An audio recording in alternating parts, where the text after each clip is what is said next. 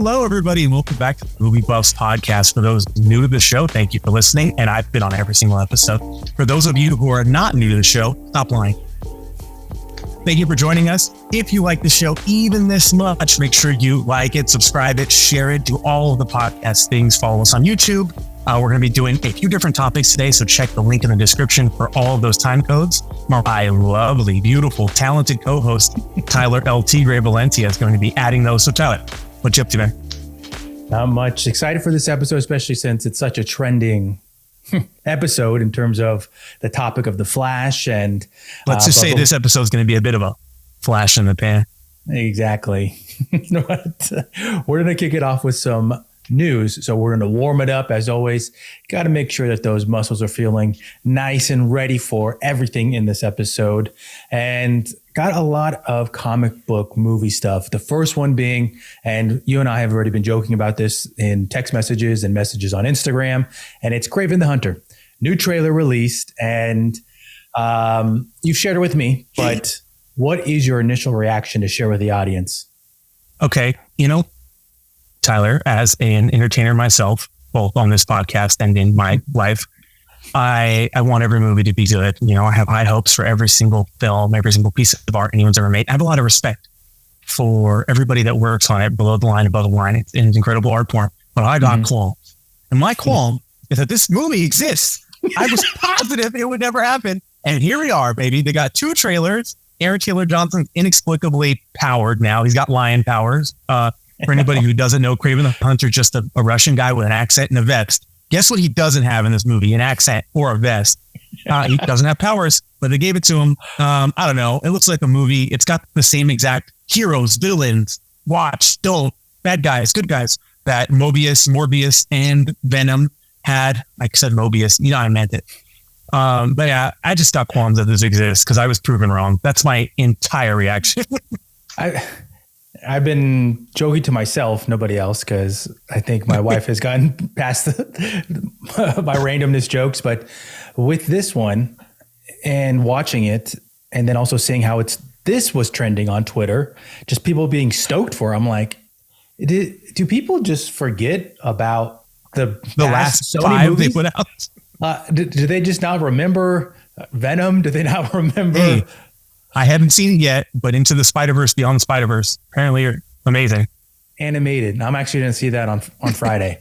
But I've had qualms with that too, because starting in Spider-Man 1, which was 2001, 2002, I have seen every single Spider-Man movie, which is now 13, the night before they came out. Beyond Spider-Verse, baby, I was busy. I didn't see it. Now it's been 3 weeks, haven't seen it. I don't know who I am anymore. I had to take my Spider-Man toy off of my desk because I just don't think I deserve it. Just so mad about it. But I personally think it's trending towards Morbius status. Just, I can see whenever we do these episodes and whenever I think about what your reaction would be. You are a comic book reader, so I believe you know more than the average fan that just tunes in. More than the average bear, for sure. Exactly. And with you watching a trailer or even going to it, there's that sense of, okay, I read the source material and it's just not what you grew up reading. It's basically a new character. So it's like, I understand what they're trying to do, but when it's a whole new character, it's a whole new thing. Like with Morbius, they just made it like a different thing. It's just weird. They're just slapping names on stuff. One thing I will give it credit for is that there's a red band trailer. It's going to be R-rated. And I think that's part of what they've missed in the magic of making these anti-hero or like villain movies, is they're supposed to do bad things and it should be more violent and dark. Like they're selling them as being more violent and dark and evil. So like give it the rating and the freedom to actually do that. So at very least, if we see in the red band trailer, he bites a guy's nose off and spits it at the camera. Like at least that's cool. Like that's something different, you know? Like if we had seen Venom, whenever he ate somebody, if Carnage was like sucking the flesh off of people's bones and like doing crazy evil stuff, at least there's a point of differentiation where if they're just guys running around punching each other in the street, it could be Civil War. It could have been, Secret Invasion. It could be any of these movies where there's no differentiating factor. So at least maybe they're doing that in Kraven. Yeah. But again, it is a whole new character at this point. Yeah, I think that you hit it on the nose there with a new character. The interesting thing for me, just for coincidence sake, was I was watching this behind the scenes YouTube video. I think it was either Batman Forever or Batman and Robin, and the producers were talking about it. And one of them was saying how comic book movies that stay closest to the source material tend to do well. And I just thought it was interesting for that time, but also thinking about it now, that has been one of the issues that we've seen with people having not showing up for certain comic book movies, or for some directors moving away from the source material, that fans have been okay, this is the character, this is their abilities, this is their storyline. They want to see it played out. But then all of a sudden it almost gets Hollywoodized, I'll call it, that they just give them powers, or they just change things just for the sake of it. I know that somebody listening probably think, oh, well, Marvel, they change the story all the time. I think that with them, though, they've set it up. They have the base there in their own cinematic universe that it goes along with their storyline. That, we did vary from the source material, but it's staying within our storyline that we're creating on the screen. With DC, it's all over the place. And I know I'm getting away from, I know that Craven is with Marvel, but with Sony Pictures. This guy hates DC so bad. Get them Snyder Bros.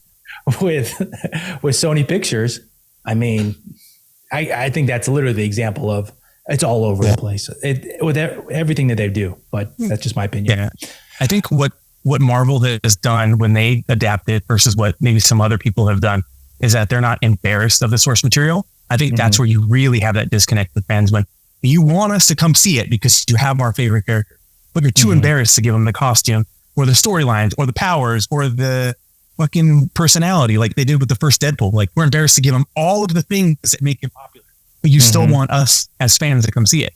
Yeah. And that's where that disconnect feels so disingenuous, like a money grab. But, you know, like, for instance, with Miss Marvel, and a lot of people were upset that they changed her powers from stretchy powers to like the light-based one.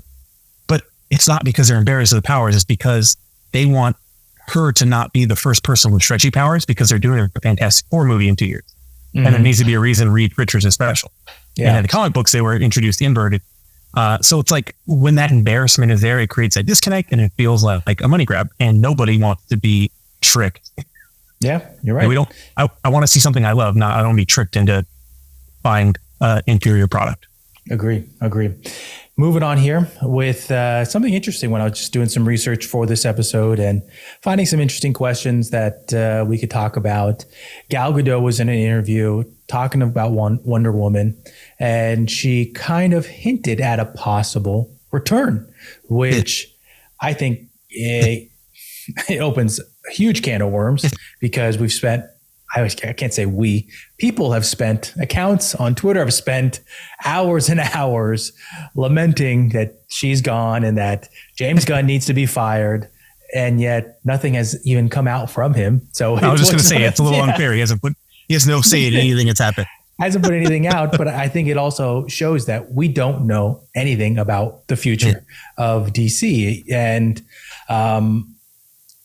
for our podcast sake, how would you bring Gal back if you thought this was, I know we did our sketch in the last episode, who should say who should go, but how would you bring her back if you think this is the right move? Honestly, just act like nothing else ever happened. I mean, if you watch her solo movies, they're all ostensibly set in a different universe from the team up movies anyway. Like in BVS, it said that she's been out of superheroing for 100 years, right? Since World War I. And then in Wonder Woman 1984, there she is, 1984, superheroing in the world of man. And all of them kind of have contradictory timelines anyway. And, her cameos in certain movies that we won't talk about in depth, but like, they don't necessarily line up. They don't all line up with what her storyline has been. So they're all multiverse anyway. Just say this is what Wonder Woman looks like in every universe until she's too old and they replace her with somebody else or something. I don't know. They just act like it didn't happen. That's what they're going to do with most of them anyway. Yeah. That was something that I heard on a different podcast talking about The Flash, and the tone in terms of across all the DC movies is that it's so different in every single movie that you watch. Exactly what you're saying, that how is this the same character in different movies when they all look different? They all have a different, they're all colored different. So you just say, here she is, but have that consistency across the board, I think. As long as you say, okay, here she is, then let's just be consistent with it. And I mean, those stories come out these days with, I know we keep talking, we're almost like comparing them both here, Marvel and DC, which will always happen. But you always hear about directors helping potentially write a character that they've stuck with. I'll use James Gunn, for example, Star-Lord. And if they're appearing in different movies, helping out in that capacity, you hear those keep stories. the characterization the same. Exactly. Yeah, and that's something like you said, I think DC has missed that sorely, because in some of them, she's a bloodthirsty maniac. Some of them, she's like this regular lady who's just upbeat and happy. Some of them, she hates all the people. It's just, and I don't lament a change in tone from movie to movie, because speaking of distinguishing factors, they should have different tones, right? It should be based off the main character and the story. But each character that comes in and out of the movie needs to be consistent with who they are, their characterization. That's what we're missing. I think the biggest thing they should do, throw her in an entirely redesigned suit and let's go. Maybe introduce Yara Flor, the Latina Wonder Woman, as like a younger Wonder Woman that could be like her protege. And then, Gal Gadot is eventually going to be 55, 60 years old. I don't know how old she is now, but they plan on doing this whole, the first series of movies is 10 years, they said. So at a certain point, she will look older, and Wonder Woman is an ageless character. So they can have her go off, do new adventure, and introduce her protege, who is a very successful comic character that's pretty new. And we'll tap a new market. Yeah, good idea. Moving on here, and this is kind of shifting gears here, but still somebody that potentially may be in the MCU universe. I saw Emily Blunt talking about how she would love to do a sequel to Edge of Tomorrow. I think everybody was surprised when that movie came out that it was really good. It was entertaining. Really, it was fun to watch. And I mean, it's something that I've rewatched before and I just enjoy it. It's just a fun movie to watch. This would be, a great sequel, but do you have, and this is a very open-ended question here, do you have any sequels that you'd like to see made in the next few years? I'd like to see a Dredd sequel to the Carl Urban 2014 Dredd movie. I tweet about that one all the time. I would love to see a sequel to Kindergarten Cop, one with Arnold Schwarzenegger in it. Maybe he's like, MFA cop. Since he's older now, it's the same student. I'd love to see a sequel. I would actually really love to see the sequel that they're working on and came in and out of production a couple of times, of the Drago family, the spinoff from Creed. Because when we saw Ivan and whatever his son's name, I forget, Victor, in Creed 2, that was an entirely different person. Yeah. And they hint that some stuff happened to him, like after he lost that fight, he was disgraced and kicked out of the country. I think it'd be a really interesting narrative. And I think both those guys had really great performances, and it'd be a fun sequel spinoff. That's a good one. Something interesting, and this isn't necessarily what I would like to see, but I heard on a podcast they were talking about the Scrap Twins sequel with Arnold, Pesci. It's not Pesci, and DeVito, and Eddie Murphy. Tracy Moore. I think he said Tracy Morgan. Original one was Eddie Murphy. And I was just like, please, no. Like, because I just watched Twins in the last month, and I just fucking love that movie. It's good. Stay there. Like, what they would do now, and I still to this day have not seen Dumb and Dumber 2. I just can't make myself do it. I think I've watched 15 minutes of the the prequel that they made, and I stopped. I was like, I can't watch this. This is When awful. Harry Met Lloyd. That's it. Yep. I just have no respect for that movie, so I won't do it. You know what I really thought was going to happen? This was before Central Intelligence and before Jumanji, when The Rock and Kevin Hart were talking about teaming up. That was my idea. I think I even pitched it on here, that they should do a Twins remake. But that's obviously it didn't happen, and it might be a little late now, but I thought that would be fun. Yeah. They're closer in age to each other than DeVito is to Schwarzenegger is to Eddie Murphy. So, yeah, but that's a good one. Well, moving on here to the last piece of kind of news, and this is more of again, just talking about movies here kind of question. Sure. And MovieWeb did this list of movies that were made at the wrong time, and kind of clickbait. I clicked on it and I wanted to see. You took the bait. I did, because it was actually like the thumbnail image that they had for it was a movie that I like, The Siege. And I just want to see what was on the list. I mean, there was Starship Troopers, Rounders, Unbreakable, and of course, the one I mentioned, The Siege. And I mean, I like all those movies, and I wanted to see what their definition of wrong time was with it. But what's a movie that you think that was released at the wrong time? And Watchmen. Watchmen. The Watchmen was 12 years too early. If it had came out right after Endgame, right before The Boys hit big, Watchmen hadn't come out when it did. They wouldn't have made The Boys yet.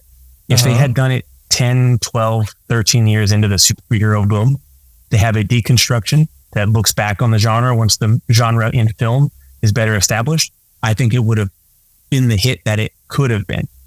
Some people lament that it is too comic accurate, save for the few changes. But I think you have a perfect piece of fiction written. Sometimes all you got to do is just put it exactly on screen. And I think had we had a movie like that come out now, if no one had heard of it, and it came out, like, holy crap, this is cool. Like, we've seen all these different Batman come and go. We've seen Superman, and he's shaded and he's cool. And have it out now, if people hadn't already heard of it. I think now, around 3 years ago, would have been like the perfect time for something like that to come out. Yeah, I can agree with that. Just thinking about all the different superhero shows on every platform, Netflix, Hulu, Prime, they all have superhero. And all of them, even the ones that are attempted deconstructions, only exist because of what Watchmen did in, was it 1983, 84? And at that time, superheroes were already 50 years established in comic books. So all those tropes that it was deconstructing were very well tread, very well established. But filmically, it wasn't there yet in the cinema. So now to wait a decade and where it is, everybody has one. To come out now, people go, oh, that is cool to see it from a different light, see them as people, not just these, paragons of good. So I think that would be cool. And that's the end of that story. Nice. I honestly, when I wrote that question, I was like, I wonder if he's going to go there. I wonder if he's going to say Black Widow. Yeah, that too, but in the wrong direction. He came out, 5 years too late. I know we did an episode on it. I feel like that was like an episode that we did in this podcast that we just shit on a movie the whole time. And it was just like not a movie. Another movie that came out at the wrong time was Paul Snyder, but Batman vs. Superman. They really rushed into that Dawn of Justice thing, and the Justice League. They were too trigger happy with that. And again, had they gone for Man of Steel, introduced Ben Affleck Batman in his own movie, still had that intro where he sees the bat, like he could have his own side story, the one they push about him and Deathstroke. And the whole time, the B plot line could be that Superman is still up it, still Henry Cavill, and he's preparing because he plans on taking that down. But like Batman does, he has his things he has to take care of. And the end of the Batman solo movie with Ben Affleck and Deathstroke could have been him stealing that kryptonite. Do that right after Man of Steel. BVS is huge. And now it makes sense because you know both guys. But you never really got to know Superman in Man of Steel because he's only Superman for like the last 10 minutes. You would have got to know Batman by the third one. Now let's start throwing in. Remember that scene where he opened up all the files and it's Cyborg and Flash and Wonder Woman and Aquaman, and you're like, well, this is so much. And there's time travel and there's Doomsday. And it's like, if you would spread that out even a little bit, they would have not only built the characters better, but created some hype. Yeah, I agree. I'm going to take it a different way with that suggestion. I just feel like Henry Cavill is an actor that, I mean, he already has the title, like the most unlucky actor in Hollywood. And I already have my issues with Batman vs. Superman, but the fact that we never got a Man of Steel 2, which we were supposed to get, or which we were told that that was going to be it. And then all these changes started happening. I mean, if you just made Man of Steel 2, expand the character, grow the character, and get a better sense of his arc and like what he's trying to do and even his personality, I feel like you don't even really know like what Henry Cavill's Superman is. I mean, is it just he's sad around, and that Jack? He was mad. Yeah. Great chin, handsome as all hell, but I don't know anything about him. Yeah, if they had gone Man of Steel 2, he's Batman, the Batman, just showed that he's gonna fight Superman. Then BVS, oh my gosh. More and investment. then you do Justice League, and then everybody cares at the Superman bit because you've known him for, by the time you do BVS, it's 4 movies you've known him for. Now you're sad he dies, not a guy you know for a movie and a half. Not pulling a Dark Phoenix where they expect us to be all sad about Jennifer Lawrence dying and her connection. She hasn't cared in like 8 years at that point. She's like, hey, what's up? I'm Mystique. I like to be like human colored or whatever. When do I get paid? Exactly. Well, that's it for our warm up here. We got a nice little sketch coming up. A quick little promo break here in this episode. If you're a fan of the podcast, you know that at some point there's a promotion for the Naboso Duo insoles. I just pulled these out of my shoes, gave them a quick rinse to get the sock dust off of them, and I wanted to talk about them because they're great. They're fantastic. They make an impact on your daily life. If you sit at a desk or if you're on your feet, sometimes your feet just feel achy, or maybe they feel like they went to sleep. That's for myself. I felt like after working a full day that my feet did not want to go to the gym, work out, do something active, and it led to some bad habits. But with these, I feel more active. I feel I can do more things, and I've been using them for over a year now. If your feet feel more active, you're going to be more active, and that equates to being more healthy. Check them out. There's a link in the description. See all the products they have, and let's get back to this episode. Welcome back. We got a little sketch here, and this is something fun. And it's one of those ones that you know these characters, you know the names, and it's always fun to talk about who can potentially play them. So we're going to be guessing 6 iconic figures or castings. And so all of them, they're movies that have been made before. They're recasting them. They're one of them, once we get to it, it's one of the ones that's always talked about, I feel like, on Twitter on a daily basis. And so we're going to start pretty low level here. And I can think of the 2 last movies here, the Rock one, and then I don't know the name of the other guy that was Ellen Lutz. That's him. But Hercules. If they're doing a Hercules remake, who would you like to see in it? So I know they're doing the live action Disney one, and this is a person that I've heard rumored, but I've never heard any confirmation, and it's who I would pick. And it's Zane Ethan Phillips. He's from Fire Island and a few other shows on Netflix. Gorgeous dude. Shredded to the gills. Actually, he's not just shredded like Hollywood shredded. He's like jacked. Beautiful guy. Blonde. He'd be perfect Hercules. Look him up. Beautiful. That's a good one. Zane, if you're listening, you're gorgeous, man.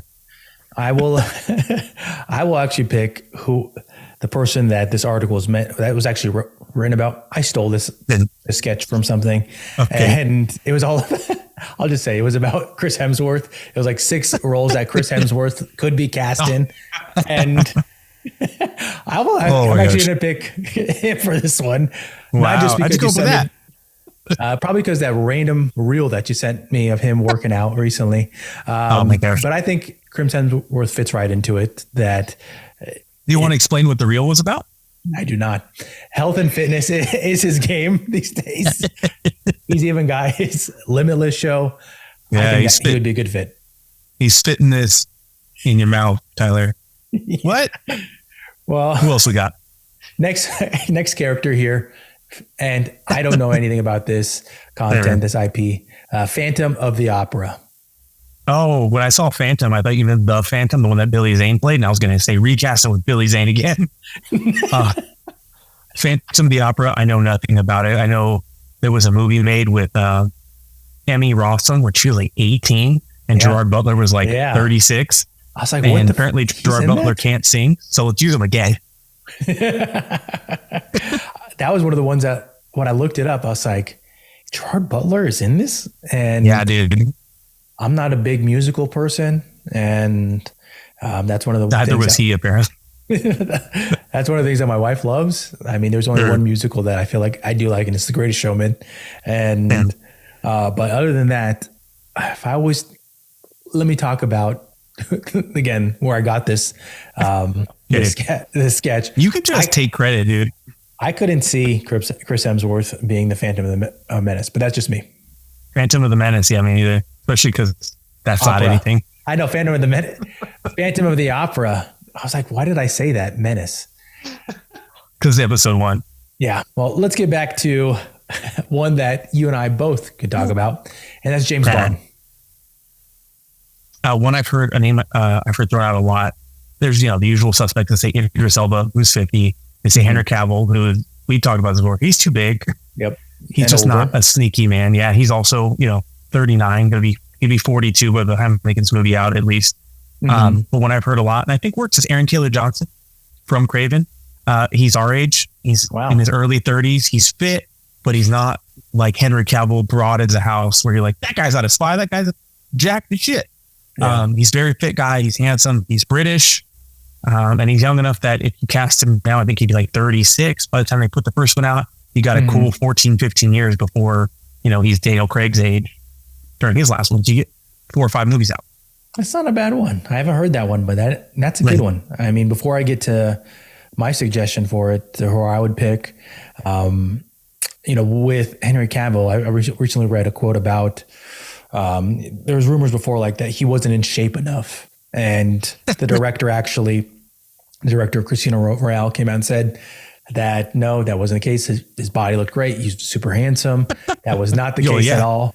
He was the choice until they found Daniel Craig. Once Daniel Craig screen tested and went through the whole process, they're like, that's him. That's James Bond right there. And that's how Daniel Craig did such a good job, because he looks nothing like he's supposed to. Yeah. But he just had the play for it. And also I heard that when Casino Royale came out, was that 2008, 9? It's a bit ago. So Henry Cavill would have been like 23 years old. They've been pretty young, borderline too young. Like, how would this guy have time to have finished all of his training and done any missions? It's like, a name I've also heard a lot is Taron Egerton. British. I say Tom Holland, dude. Make a little tiny. It's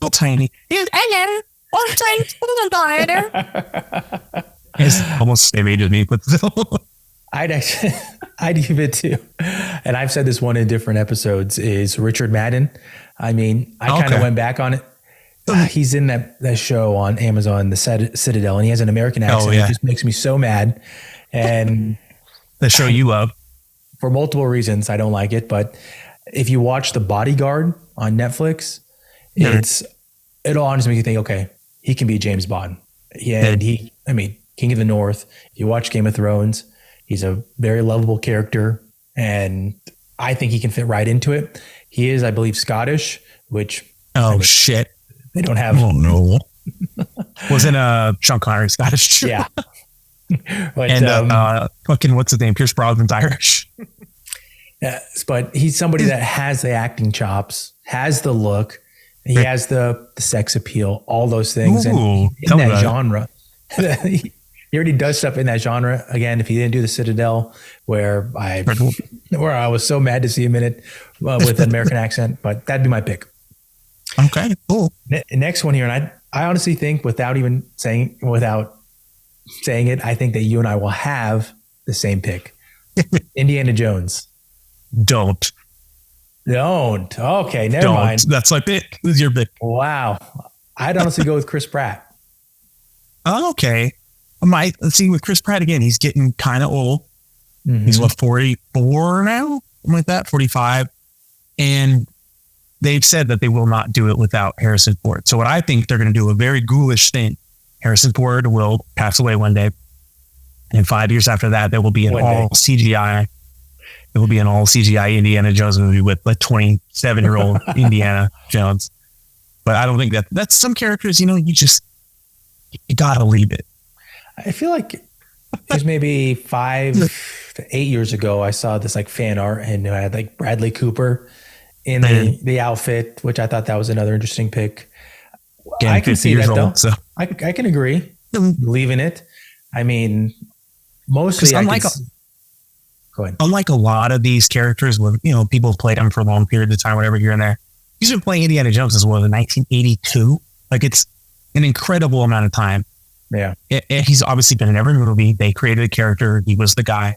It's just a different thing. It's not a translation of an IP where James Bond, some people played him for longer than others, but he existed before, like he exists outside of cinematic media.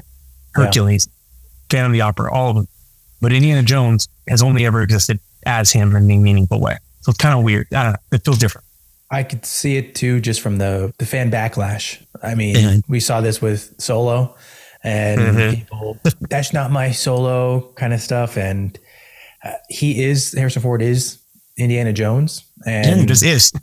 I think if somebody did take it, that's why I was saying Chris Pratt, that he is very likable, and that a lot of people from different, I'll say beliefs like him, that he could potentially fit that.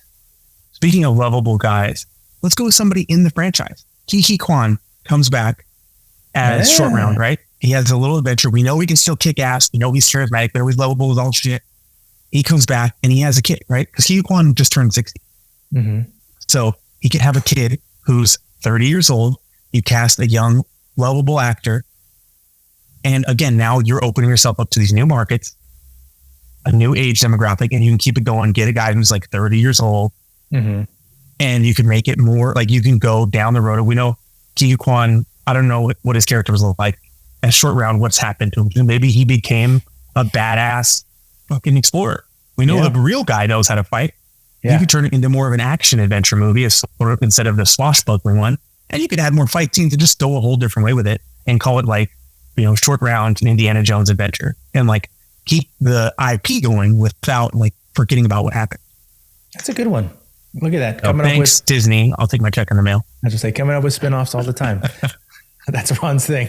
Last one here, Robin Hood. And we'll just forget the last Robin Hood that came out. I made the mistake of watching it on a plane, and I couldn't believe what I was watching. Like, it was honestly like Michael Bay in like Robin Hood times, which I just couldn't get it. But that's dope. I'd say let's either cast Kevin Costner, a cartoon fox, Russell Crowe, or Taron Egerton. All of them work. None of them have been it before. Robin Hood, I feel like it's a piece of material that it's been away for so long on the shelf. I mean, the last one that came out, I can't even tell you when it came out, but it was so bad that people have, I think, forgotten about it, that you could put whoever the actor is of the time into it. Let's do Daniel Kaluuya. He's British. Who? He's an excellent actor. Daniel Kaluuya. He's from 13 Million Credits, a Black Mirror episode. He's from Get Out. Black Mirror. He's from fucking, just came out. The UFO one, Jordan Peele did. Oh. Up. Nope, Up. What the hell? Get Out? He was in Get Out. He's the lead in Get Out. What was his latest one called? Holy shit. I just watched it. I think it's not, we're drawing a blank on it. I'm going to look it up. Tyler, keep going. I'm sure that somebody listening to this, probably Aaron, will text me. Screaming at us right now. No, he'll be, each time that he listens to the episode, I usually get a text from him, like for something that I forget or that. Nope. Called Nope. Nope. There we go. Whew. So I get why you said Up. Yeah. Nope. But, okay. That's a good one. So that has been our little sketch here. Let's get ready for the main set. What's up, everybody? I just flew back down from outer space to talk about our main set today, and that is The Flash. If you skipped ahead using the time codes, welcome. If you didn't, I hope you enjoyed all the other random bullshit I said, and there's more to come, baby. So, The Flash is a 2023 film directed by Andy Muschietti. The Flash is a 2023 film directed by Andy Muschietti. Cast Ezra Miller, Michael Shannon, Michael Keaton, and Sasha Calle. And the storyline is it's the third season of The Flash. It's the same thing. It's a Flashpoint. We've seen it on the Flash TV series. We've seen an animated movie. Seen it in the comic books. It is what it is. There are other Flash stories. But anyway, so when Barry Allen decides to use his powers to go back and save his mother, who was killed, and exonerate his father, who was in jail for the murder of his mother, he returns to nearly present day to find that he's created a world without metahumans, or so it seems, and the impending invasion of the Kryptonians led by General Zod is coming. What's he going to do? He's going to try to beat him. That's it. Tyler, what did you think about the movie? We're going to actually kick off our questions and our little bit of discussion here, talking about a little bit of the drama. And just to get it out of the way, we'll start the questions with the drama, the negative stuff in terms of it being labeled as a flop. I mean, it was just at the time of this recording, opening weekend just happened. And I felt like right when Sunday hit, people already, this is a flop. All the videos are coming out. This is a flop. Billions of tweets. This is a flop. And I don't know if I can pinpoint one thing, so that might answer my part of it. But do you think it was the drama with the reboot, James Gunn and Peter Safran coming, Ezra Miller's off-screen issues, or do you think it's maybe the track history with DC? If you had to pick one, which one would you think? You know, I got to say, without giving too much away about our review going down the line, I think Andy Muschietti deserved a lot of praise because almost every possible thing that could ruin a movie production, he had to deal with. You know, you have your lead actor, Ezra Miller, going through 6-year just committing as many crimes as they can think of. You have this movie going in and out of production since 2014, right? He's like the 5th director to come on, been rewritten multiple times. It's changed tone. It's changed universes. In the time it was in production, DC has had 4 or 5 movies in a row come out with decreasing box office returns, with decreasing critical responses. And then you have an internet fan base that seems to be hundreds of billions of people large, but they don't show up to pay for these movies. And we talked about the with Black Adam. Where are these fans? And so it seems like they have a fan base that is very vocal, negative and positively online, but doesn't actually translate into butts in the seats. And with that being said, I think Andy Muschietti did a really good job of wrangling this into, I think, the best possible product. Now, I know there are some issues also people have said, with the screen caps. So I've told you the same thing. Some of these look crazy, but it's not on the director. It's on the way that production is designed. And these poor VFX artists, for anybody who doesn't know, Tyler and I discussed this via Instagram DMs earlier. The way that VFX houses get the contracts, unlike the drivers, craft union, Teamsters, lighting, everybody else, they're all unionized, right? So they have their wages. It's all set. You have to deal with the union. The way the VFX houses work, it's kind of like with a lot of digital things in society as a whole, where the regulations and rules have not caught up to technology. So the way they get their contracts is they bid on it. So say for the Flash, there's 2,200 VFX shots, right? Each studio puts in a bid for, okay, I can do 1,000 of them for $2 million, right? Sounds easy enough. But when you break that down, right, there's obviously taxes. There are hundreds of people in each of these houses, and each shot is credited as a shot. It doesn't matter if I'm doing 1,000 shots that are all just making the Flash suit look tighter because they have a practical one on set. We want it to glow. So you just put, it's not easy, but in the grand scheme of things, way easier than, say, Tyler was the person who got the bid and has to make there be 2 Ezra Millers in every single shot and line up faces and CGI new faces and change the lighting and change the eye lines and make sure Michael Keaton's doing the right thing. And then add smoke and fire. And that could take 40 hours for one frame, whereas mine is 40 hours for the entire first 100 shots. Yeah. So it's a shit show. And the director has very little say in that because it's the studio that decides budget allocation and all that stuff. Anyway, so I think there is every single possible reason for things to go wrong. And I think that the cast and the crew deserve credit for putting together, spoiler, movie I enjoyed. Yeah. I think it was really fun. And it was really comic booky in a fun way, but it does have its problems, which we'll get into after this. Yeah. I would honestly, just going off of Twitter, which is not the best source to base anything off of, I was surprised how many people were talking about Ezra Miller with it. And I think, obviously I saw it. That's why I'm talking about it. But I was surprised that people were pointing to him as the issue.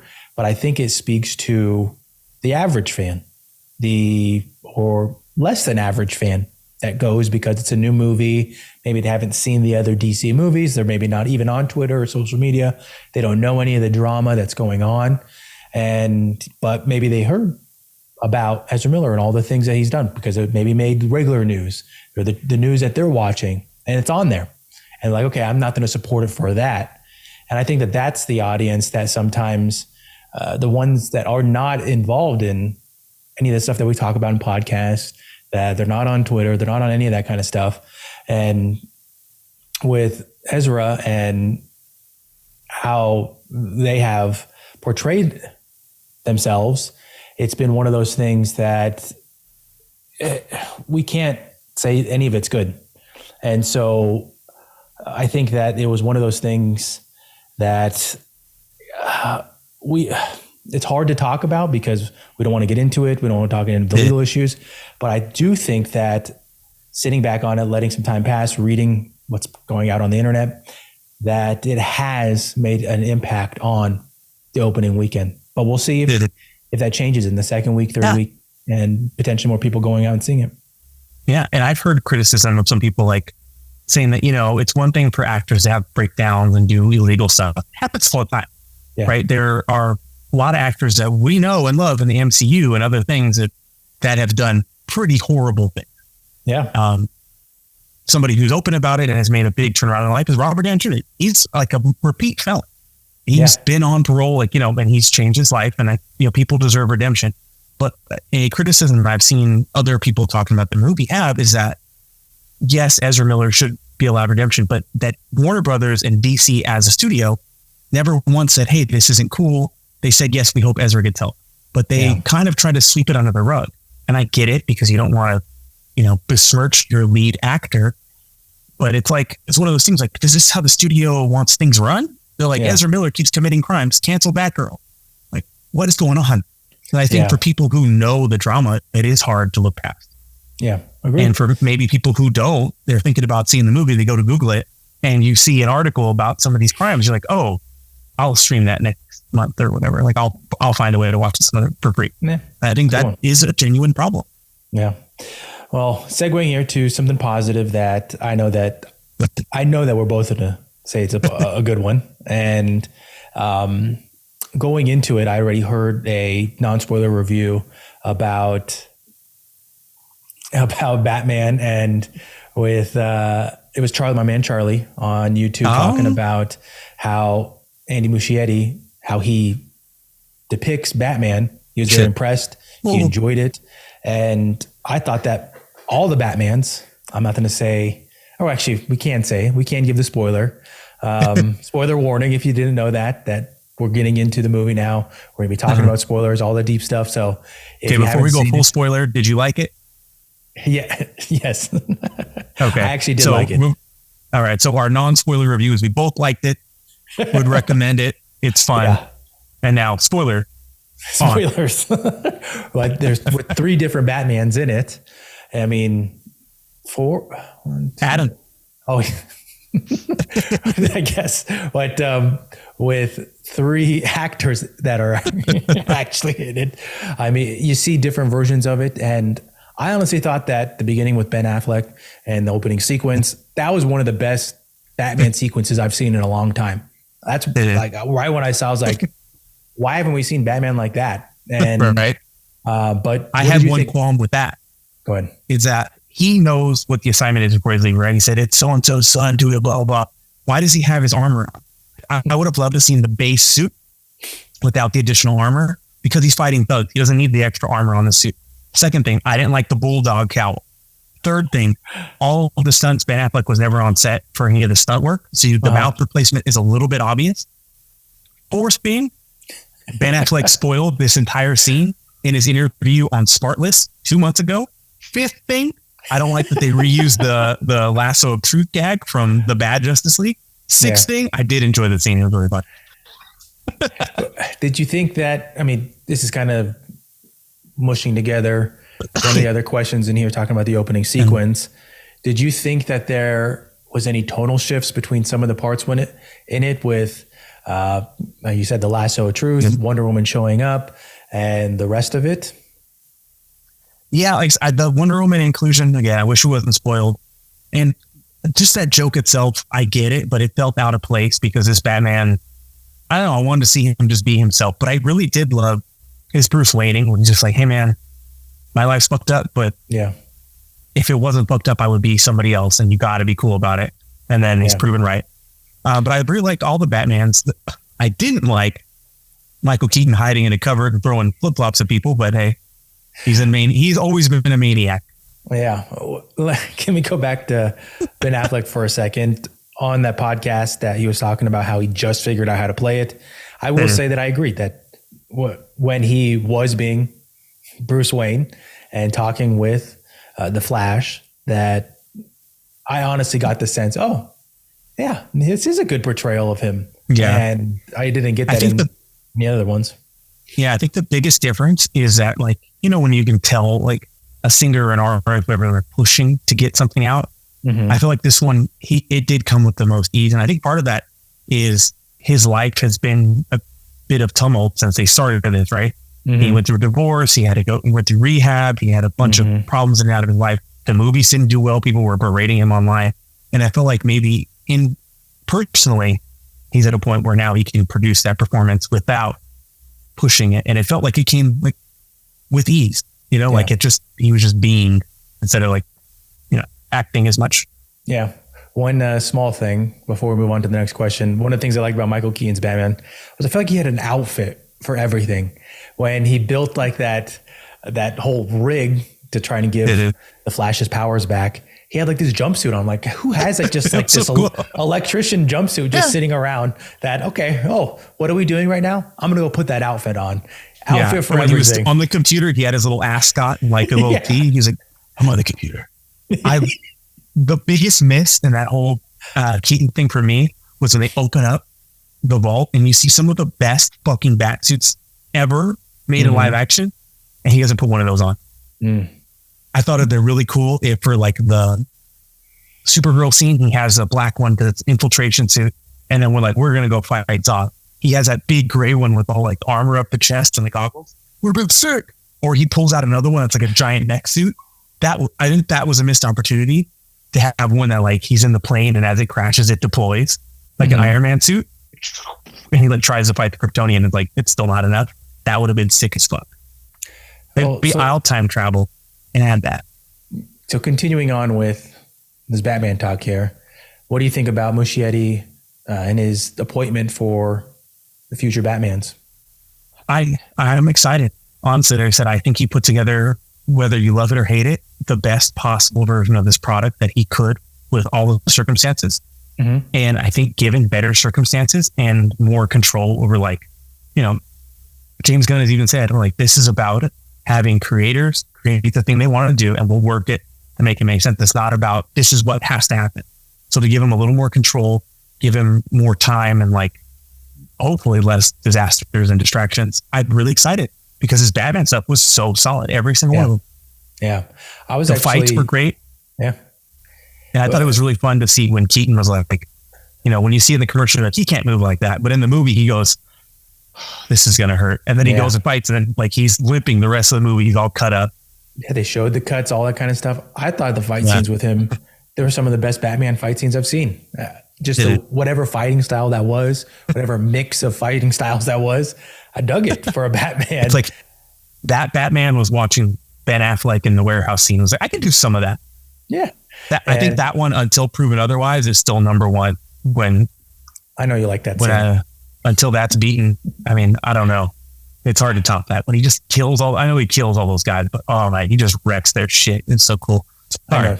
You've sent me reels on it. That was actually the first Muschietti movie. I'm a Batman guy, as you can tell. That was the first Muschietti movie that I've seen. I haven't seen the It's, and I've only heard good things. So I was very surprised. I was excited to see something with him. Yeah, It Part 1, I could say, is phenomenal. Really fun, really well constructed, well designed horror movie.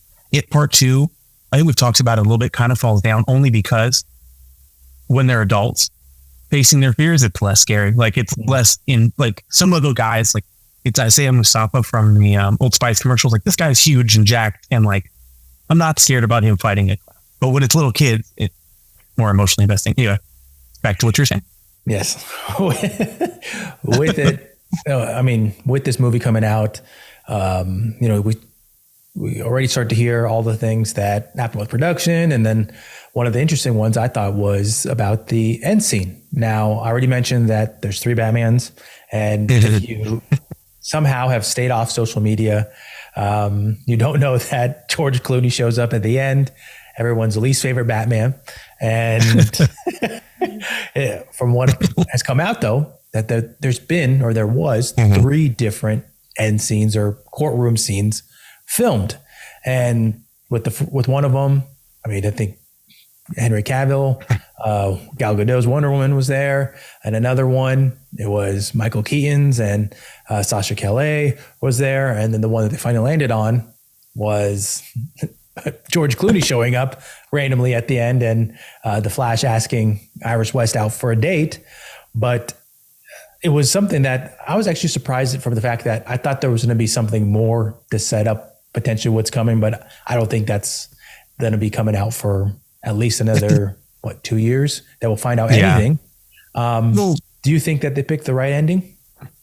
Well, personally, I would have liked the one with Sasha Calle and Michael Keaton at the end. Yeah. Because I honestly loved her as Supergirl. I would love to see her get a chance to play a Supergirl with more to do, but I thought she was amazing. Love her. Obviously, we love Michael Keaton. We'll be talking to her in a sec. I think for what needs to happen, the one they picked is the only one that makes sense, because even the casual moviegoer will remember that, yeah, but they'll know that, okay, this post-credit scene isn't a hint of what's next. It's just an Easter egg for the ending. Because they're restarting everything. If they had Michael Keaton and Sasha Calle, then there is a promise implicit that these characters will be continuing, right? But we have yet to cast the new Batman. We have yet to announce who's going to play the Supergirl and the Girl of Tomorrow. They haven't cast the new Superman yet. So to have anything set in stone would be kind of like what happened with Black Adam, where you're like, hey, you promised this and it's gone now. Same reason why they probably removed Henry and Gal, because you've entered this new universe, right? Where they don't know who any of the other characters are. But we know for sure this Batman will not continue. Right? And that's why they only used Aquaman in the post, because we don't know if that scene with Aquaman is Ezra has gone back and come forward again. Right? He could have done any number of things at any time, right? He can do it instantaneously. So it was that. I understand why they did it. It's not my favorite. Yeah. That was where mine started going too, in terms of how are they going to depict him, quote unquote, fixing the universe, or what's going to be the ultimate universe that he settles on. How are they going to explain all those things? Because I don't think there's been any news about George Clooney returning in the future. I don't know if fans would be particularly happy if he was the version for a Batman Beyond. Yeah, it did suck that got spoiled a long time ago too. I didn't. There was scoops all over the internet. Really, I got that spoiled for me like November, whenever they filmed it. You go on much deeper sites than I do.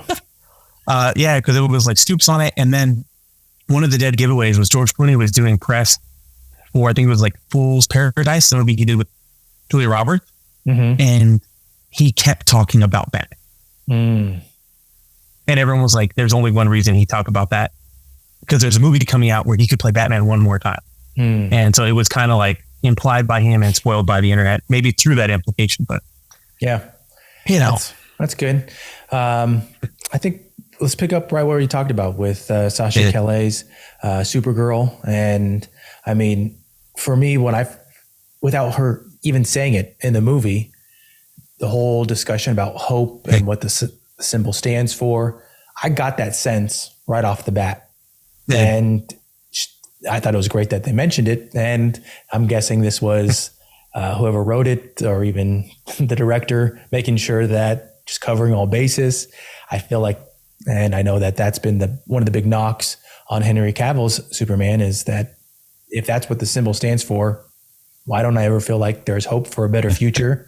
What did you think about her portrayal? I really liked it. I love that you did get the sense that she was an adult-ish when she came to Earth, because she does have a quicker turnaround than you would expect for someone locked in that cage. But you got to remember, when they sent them to Earth, the Kryptonians knew what Earth's atmosphere was. Remember? Because Jor-El has the recording that says Earth's atmosphere will give you power and all that stuff. So she knew what was going to happen.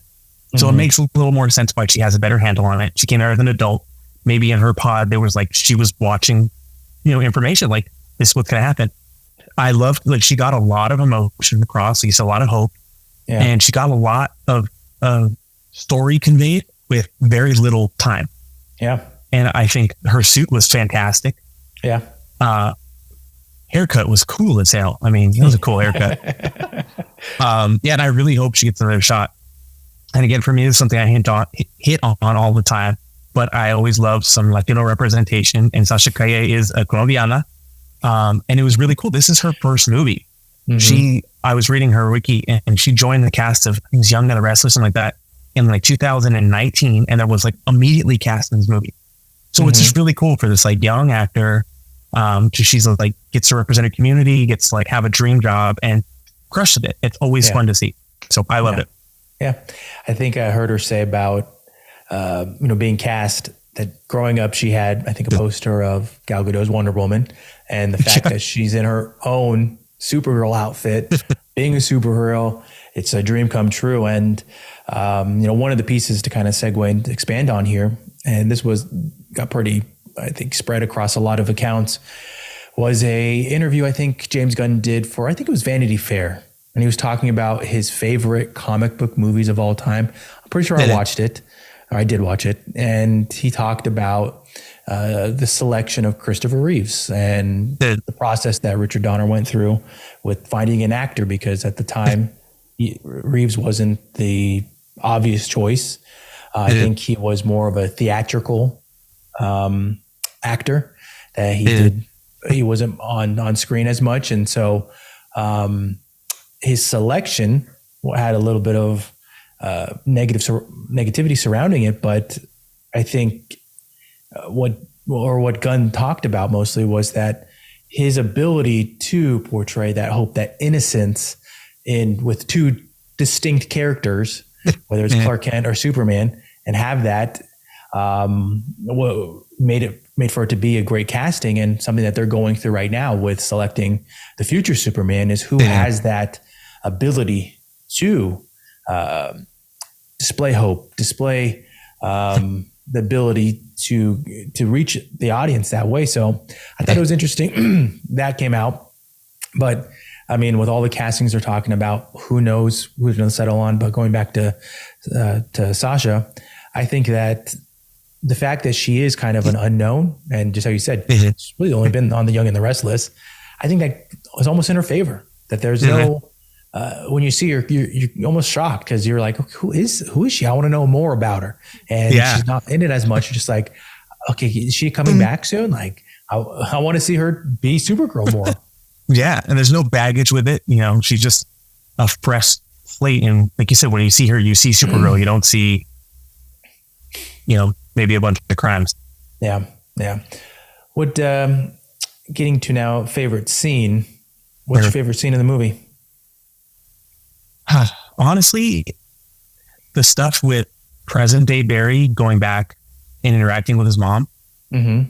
I thought they're really beautiful scenes. Like, for all the hubbub and all of the controversy with Ezra Miller, they really did do a great job. I like that they addressed that younger Flash fucking annoying. Yeah. And I just thought that their performance was great across the board. And I loved Barry's interactions with Nora. I thought there were beautiful scenes, especially at the end when he has to like make that choice. Like, if I don't let this happen, the whole world is destroyed. It was some beautiful moments. Yeah. I thought that that's something that you haven't really gotten that much in DC movies, is that emotional feel.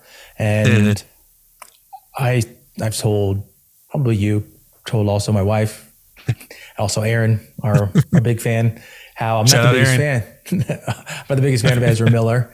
And I don't know if it's that they annoy me, or that I'm just not a big fan of the type of movies or their portrayal in different movies. But I thought that scene was impressive. On the market, right? Yeah. The beginning, he's kind of, or they're kind of quirky. It's more joking. And you're little annoyed with, I mean, I feel like some of the jokes, they didn't hit for me at the beginning, but once they get to the market, the final end scene in the market where he's taking the can out and he's rearranging the cans, and that whole scene right there is beautiful with the music. You felt the emotion of that was his purpose. That's what he wanted to do. He wanted to save his mom, and now he has to take that away in order to fix the universe for the greater good, which again, you don't get in a lot of DC movies. You don't get the emotional factors of it.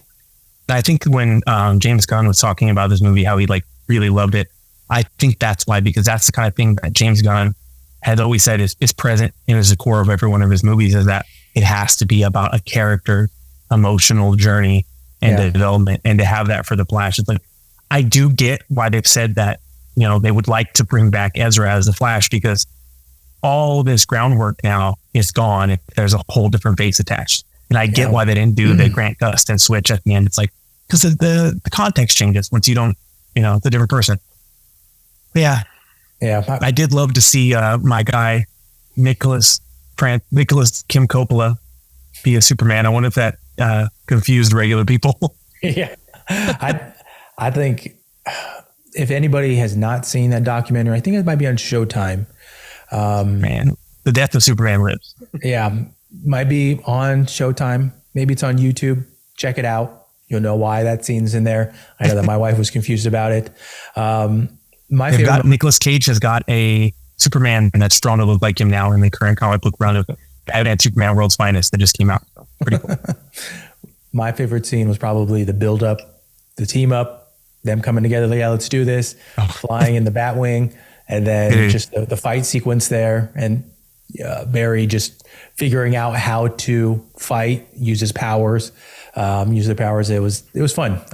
With the music selection, I mean, those are elements that I feel like a lot of people like of James Gunn movies, how music is intertwined throughout it. So it was fun. But talking now with changes, I think that that's one of the interesting things. And I feel like you always have a good perspective on how movies potentially change with scripts. And this is one, if anybody is new to our podcast, this is one that Ron's been joking about for years. Back when our podcast used to be really bad and we used to sit in front of each other in a hot room and just talk between about workouts, just sweaty as hell. And Ron even then was joking about how this movie's never coming out. This is at least 6 years ago I'm talking about. And so the story's changed, directors have changed, a lot of stuff has changed. How do you think that this one changed from story-wise with when James Gunn came on board and how they had to switch things up for this planned reboot? What do you think?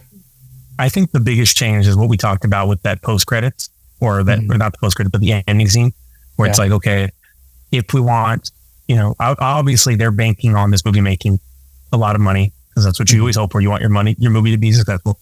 So like, if this movie is successful, having seen it, like, we'd love to keep Ezra in because the performances were so strong, and hopefully they can turn their life around. You know, everybody. Anyway, so I'm sure that was a last minute thing. We have these options. We have to go with the one that is the least like set in stone, because we have so much other things coming. You know, Blue Beetle comes out later this year, and he's confirmed to be the first DCU character that you're seeing. But that movie is separate enough that it's not technically a DCU movie, they've said. But the first proper DCU live action movie comes out in, what was it, 2025? It's out in May, and that's going to be Superman Legacy. So like we have like a year and a half of iterations and planning. We want to pick the one that's open-ended. I think that was probably the biggest change, just removing anything that would contradict what's about to start coming out. Yeah. The one that I heard from the guy that I watched live, Charlie, was with the opening sequence with the way that a movie opens. He is basically running all the way to Gotham City. And that part of it, I guess there was a longer opening fight sequence with Batman, Wonder Woman, and they basically scrapped that just to get to the action sooner. And now you only get just quick cameos, quick-ish cameos, especially from Wonder Woman. But if I didn't know about it, if I wouldn't have heard it in a YouTube video, I mean, it didn't really I don't think it would really affect me. I think they didn't really feel like it was lacking. Like they cut out and you're like, what did it make sense? How did they get there? Yeah. I think it was a fun way to show his powers, and especially because, and I know you opened up this part talking about already with the visual effects of it, but going into it already hearing people shitting on, the visual effects of it, and just him getting right into it and running. It doesn't even, I don't think it affects the movie at all. But anyways, let's now wrap it up talking about recommendations. Do you think that if somebody hasn't seen it, go see it? Wait, what's your thoughts on this? I would say go check it out. It definitely is. It's fun. It's entertaining. There are some good heartfelt moments. Mm-hmm. It's not the most visually, aesthetically pleasing movie in the whole world, but I think it was a good time. Yeah. I really enjoyed it, and I will be seeing it again. Nice. Once I see Spider-Verse. Nice. I think that this is a movie that I think people should see in the theaters. That's my big thing. I know I'm not the average person that only goes to the movies a few times. You and I go probably 3 to 4 times a month, and that's possible, above average. And I like the experience of going to movies, and I think that this one should be viewed in a theater, especially my favorite, Dolby Cinema. Just get the full experience of it and check it out. I think there's a lot of stuff that you'll hear online about it, a lot of negative stuff, but hopefully you go out and see it, make the decision for yourself. Yep. Agreed. Let's wrap it up here, get to our cool down, and I'm going to be kicking it off with our tip or workout tip. As Ron and I always joke, we are actually in the fitness industry. That is our day-to-day jobs. There we go. And my big one has always been for this year, finding activities that you enjoy. Find activities that you enjoy so that hopefully you will continue them, live an active lifestyle.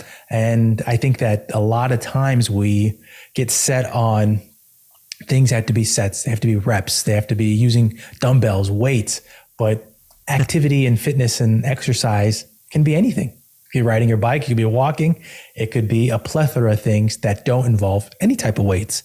Find those activities that get you moving in multiple planes and get you sweating just a little bit, get that heart rate just elevated just a tad, and start being consistent with it. And you'll start to see those results. Ronald, can you wrap us up here? Well, thank you so much, everybody, for spending your afternoon with us. You could have been anywhere in the world, but you're here with us, and we appreciate it. Be sure to like and subscribe and share this. There'll be some clips posted on Instagram and Twitter. Share those if you think it was interesting, or if you think we're annoying, share it and be like, what a bunch of idiots. Either way, it helps, or it hurts us, whatever you want to happen. But follow us, like and subscribe. Thank you so much. And tune in next week when we'll be recording from inside an active volcano. Okay? Bye.